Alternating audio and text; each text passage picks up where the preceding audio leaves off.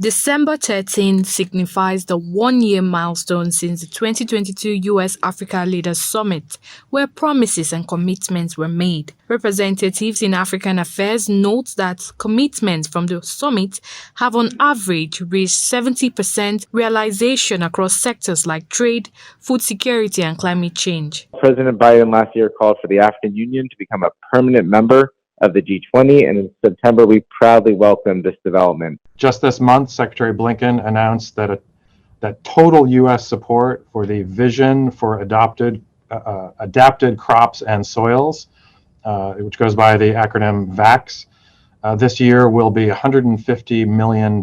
Discussing security matters, particularly in light of recent coups in certain African countries over the past year, the speakers highlighted the active involvement of the United States in mediating and addressing challenges across the continent. Are good examples of the role that DNI Haynes has played in a 72-hour ceasefire between the DRC and Rwanda.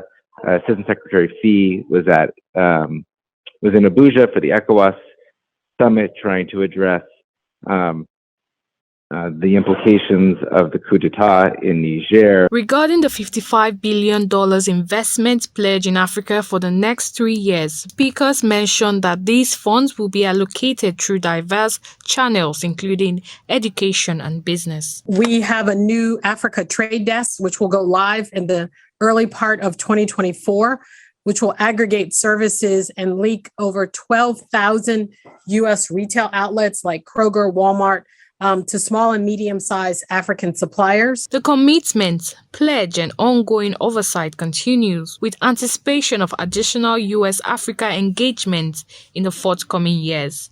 Uloma Oyemachi, ITV News.